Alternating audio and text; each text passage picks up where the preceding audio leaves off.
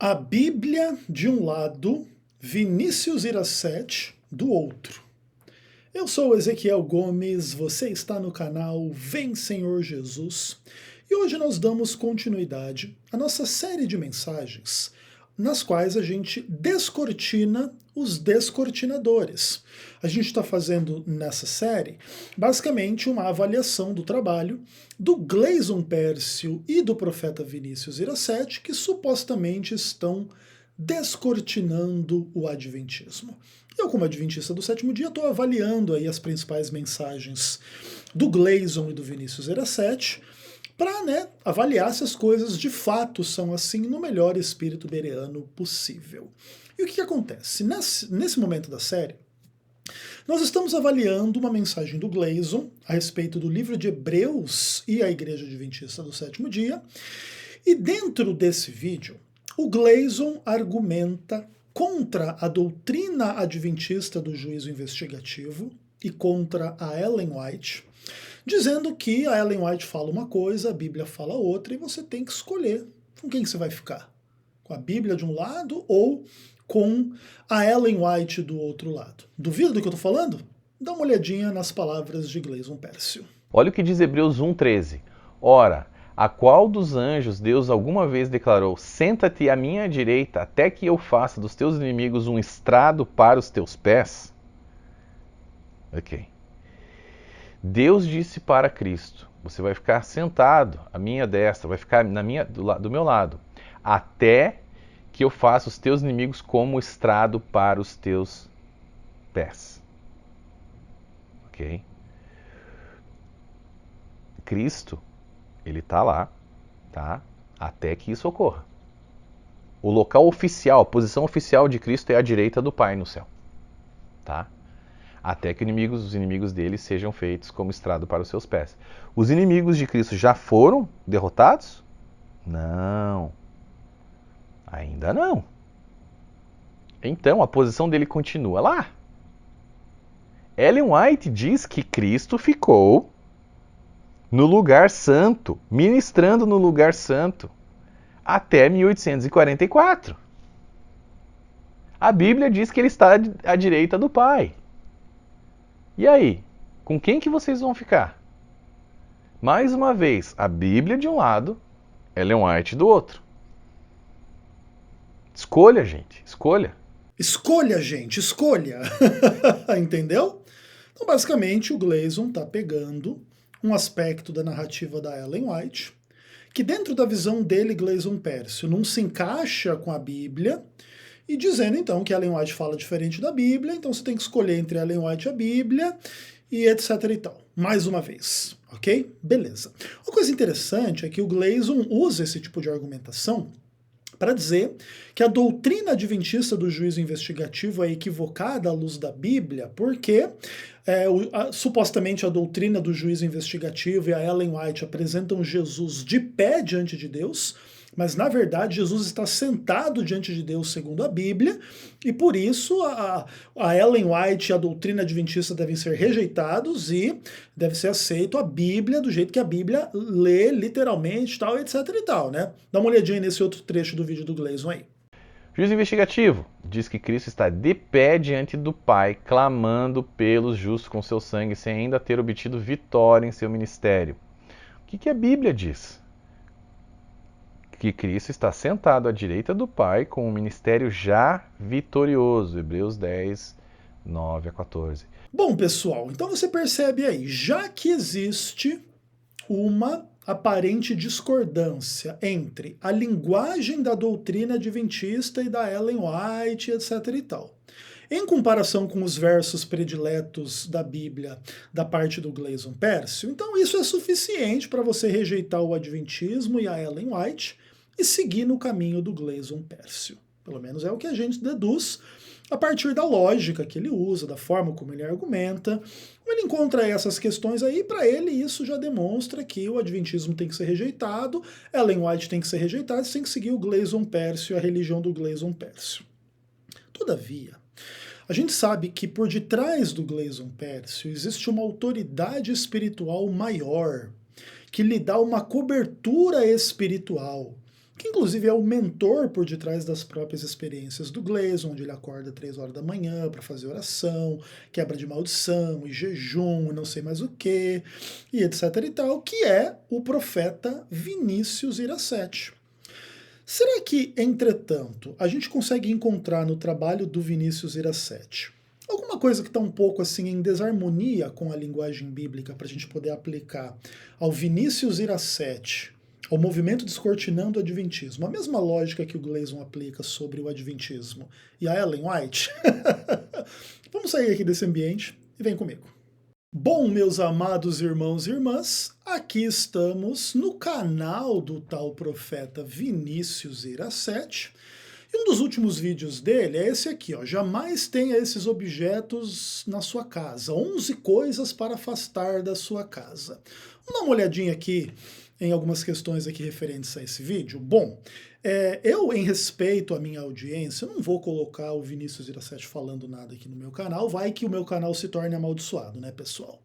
Mas uma coisa interessante que acontece quando o Vinícius Iracete faz as lives dele, os ensinamentos dele, é que algumas pessoas nos comentários colocam os resumos, né, do que ele falou na live para as pessoas irem acompanhando, tal, como é que isso aí funciona. Vamos ver aí como é que você afasta maldições e objetos amaldiçoados que trazem azar, pobreza, perda e maldição da sua casa? Dá uma olhadinha aqui embaixo. Bom, você vai vendo aí os comentários, etc, até que você chega aqui no comentário da Andele Gomes. Deve ser minha parente, inclusive, né? Beijo no coração, irmã Andele. Aí ela diz assim, ó, que basicamente o conteúdo do vídeo do profeta Vinícius Iracete é o seguinte: evite as legalidades em sua vida. Enfermidades repentinas, tonturas e desmaios repentinos, fortes dores de cabeça, acordar todo dolorido, demência na família. Ó, o Gleison tá precisando aí de evitar demência, tá? Quadro de debilidade, pobreza, nada dá certo, esterilidade na família, sentir-se rejeitada. Aí você tem que fazer o seguinte: tire da sua casa elefante, caso você tenha um elefante na sua casa. Sol, se o sol estiver dentro da sua casa também você tira, por favor. Peixes, aquário, esses negócios aí, não vale a pena não. Lua crescente, moedas da sorte, trevo de 4 folhas, fita do Senhor do Bonfim, ferradura de cavalo voltada para baixo, sapo da fortuna, olho grego, que é figa, e espelho na porta. Deus abençoe, profeta Vinícius Iracete. Entendeu? Então, se você quer ser abençoado e não ser amaldiçoado, você faz essas 11 coisas aí, tira esses objetos amaldiçoados da sua casa, que realmente aí a coisa sim vai dar certo. Bom, vamos sair aqui rapidinho desse ambiente para não dar muito azar pra gente, a gente não ser amaldiçoado. Vamos bater um papo aqui nesse outro ambiente. Vem pra cá. Bom, meus amados irmãos e irmãs, vamos abrir a nossa Bíblia em Deuteronômio capítulo 11. Nós vamos ler dos versos 26 até o verso 28, procurando na Bíblia, assim, esse papo de maldição, né? Porque essa conversa de maldição tá lá no canal do Vinícius Iracete, mas aparentemente o Gleison só segue pessoas que ensinam estritamente o que está escrito na Bíblia. Eles não podem sair muito assim do que está escrito na Bíblia, né, pessoal? E aí, Deuteronômio 11, a partir do verso 26, a palavra de Deus diz assim: eis que hoje eu ponho diante de vós a bênção e a maldição. A bênção quando cumprirdes os mandamentos do Senhor vosso Deus, que hoje vos ordeno. A maldição se não cumprirdes os mandamentos do Senhor vosso Deus, mas vos desviardes do caminho que hoje vos ordeno, para seguir outros deuses que não conhecestes. Veja bem, pessoal, a Bíblia não ensina que você vai ser amaldiçoado se você tiver elefante, sol, peixe, trevo de 4 folhas, lua crescente, ferradura de cavalo voltado para baixo, olho grego, espelho na porta e coisas do tipo. A maldição vem em função de desobedecer os mandamentos do Senhor Deus, tipo a guarda do sábado, né? E olha que legal, tanto o Gleison Pércio quanto o Vinícius Iracete ensinam você a não guardar o sábado, a não guardar um dos mandamentos de Deus, e aí você vai ser amaldiçoado nos termos de Deuteronômio 11, versos 26 a 28, tá bom? Mas e aí, galera? Cadê os textos bíblicos onde se fala que você vai ser amaldiçoado se você tiver esses objetos amaldiçoados aí dentro da sua casa, de acordo com Vinícius Iracete. Ah, não existe, né? Então, a partir de agora, a gente vai tratar o Gleison como o moleque que ele é, o filho de Satanás que ele é, o hipócrita que ele é, o débil mental semi-analfabeto que ele é. E não é porque o Gleison, de alguma forma, discorda da Ellen White, porque discordar da Ellen White é uma coisa mais ou menos normal, né? Os adventistas discutem muito a respeito da Ellen White, existem discordâncias da Ellen White por parte de teólogos adventistas, por parte de pastores adventistas, membros da igreja adventista e tudo mais. Então, o problema do Gleison ser um filho do Satanás não é ele discordar da Ellen White. É ele ser o absoluto e completo hipócrita. Porque ele acha que a Ellen White apresentar Jesus em pé diante do Pai no juízo investigativo já é suficiente para dizer que você tem que abandonar a Ellen White, seguir sua Bíblia, porque lá em Hebreus capítulo 1, verso 13, diz: assenta-te à minha direita até que eu ponha os teus inimigos por estrado dos teus pés. Então, se os inimigos de Cristo ainda não estão postos por estrado dos teus pés, Jesus está sentado à destra do Pai, não em pé. E isso já é suficiente para você rejeitar Ellen White como falsa profetisa e abandonar o adventismo. Mas e aí, cara, esse monte de atrocidade que o Vinícius Iracete fala sobre maldição que não está na Bíblia? Não tem problema nenhum seguir essas coisas, não tem problema nenhum crer nessas coisas, você não tem que abandonar o Vinícius Iracete. Aliás, Gleison, segue o que você mesmo está dizendo para os adventistas seguir sobre a Ellen White e venha publicamente rejeitar Vinícius Iracete. Venha publicamente dizer que ele é um falso profeta, que você deve abandonar o canal do Vinícius Iracete, porque ele prega diferente do que está escrito na Bíblia. Ou então, Gleison, se você não quiser fazer isso, você traga pra gente os textos bíblicos que diz que se você tem lua, elefante, peixe, trevo de 4 folhas, sei lá o que, lá na sua casa, você é amaldiçoado. Traga os textos bíblicos que falam essas coisas. Não consegue, né, Gleison? Por isso você é um moleque. Por isso você é um hipócrita. Por isso você é um débil mental. E você assim vai ser tratado dentro desse canal. Belezinha, Gleison? Tudo certo quanto a isso? Maravilha, irmão. Agora sim, ó, deixa eu te falar. Eu não vou terminar esse vídeo aqui porque, né, de fato, eu vou tratar, sem necessidade, das idiotices dos seus argumentos contra a doutrina adventista aí sobre Jesus estar em pé ou sentado ou coisas do tipo e coisa e tal, beleza? Eu vou fazer esse esforço. Eu não precisaria, porque você já está revelado como um hipócrita, tá? Mas eu vou entrar no mérito da sua discussão. Então o Gleison pega aqui Hebreus 1, verso 13, diz que Jesus está sentado e acabou a conversa, e a doutrina do juízo investigativo e da Ellen White dizem que Jesus está em pé diante do Pai lá no santuário celestial, e isso é suficiente para dizer que é a falsa doutrina adventista e você deve abandonar o adventismo do sétimo dia. Beleza? Bom, aí o que acontece? Eu peço para você abrir a sua Bíblia em Atos capítulo 7, beleza? Então vamos lá dar uma olhada a respeito desse texto na palavra de Deus. E olha só que coisa interessante. Aqui em Atos capítulo 7, Estevão ele tem uma experiência muito interessante, né? De ter um encontro com Jesus no contexto ali da sua morte, né? Tipo assim, olha, quando ele vai lá, prega diante do Sinédrio, e etc e tal, tem umas questões bem interessantes ali, né? Tipo, bem legal mesmo, assim. E aí você tem um pouco dessa conversa toda, de que ele vai lá testemunhar diante do Sinédrio e etc. E aí ele vai descrever essa cena. Aí vamos dar uma olhada em Atos capítulo 7, do verso 54 em diante. Aí a palavra de Deus diz assim: ouvindo eles isto, enfureciam-se no seu coração e rilhavam os dentes contra ele. Mas Estevão, cheio do Espírito Santo, fitou os olhos no céu e viu a glória de Deus, e Jesus que estava à sua direita. Uau!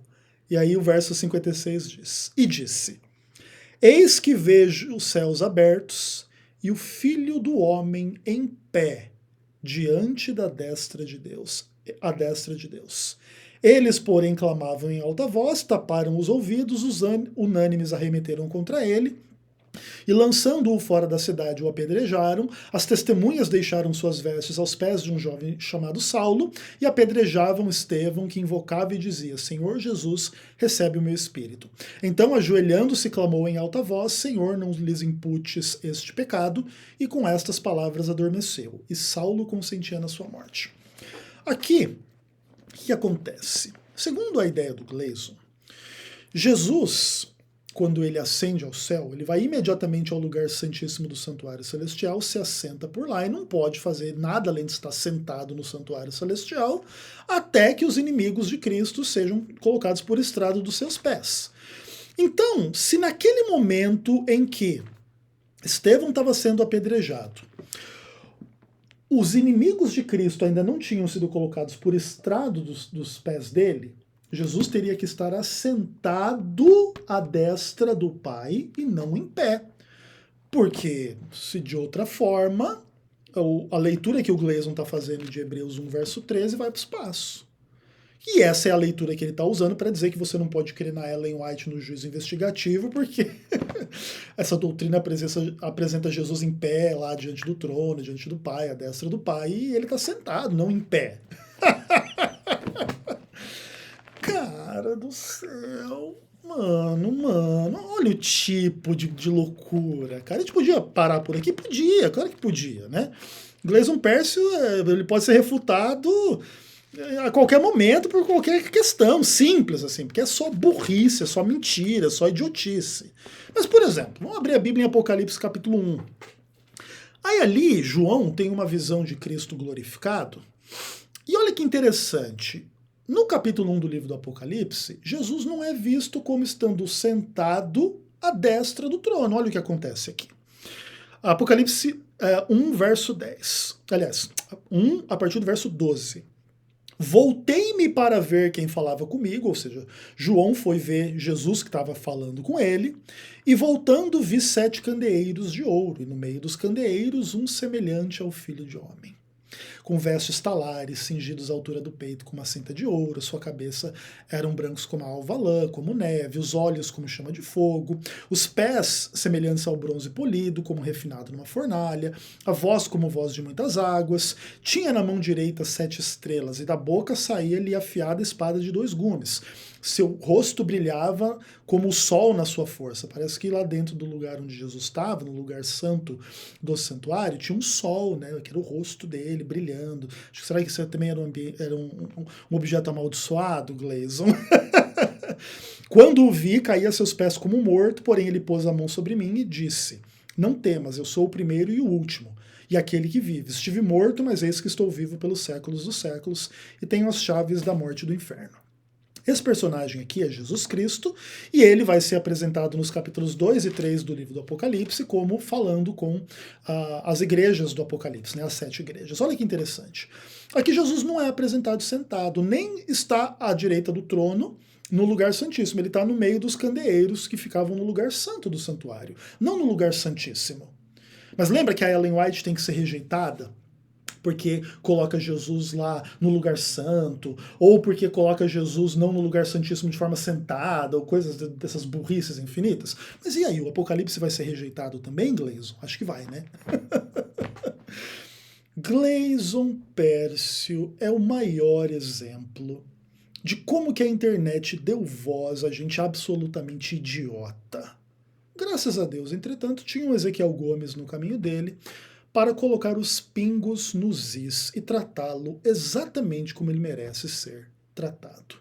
Então, Gleason, a grande verdade é que você está usando um critério para rejeitar o Adventismo e a Ellen White, que se você fosse levar a sério, você ia ter que rejeitar a Bíblia e o seu profeta Vinícius Iracete.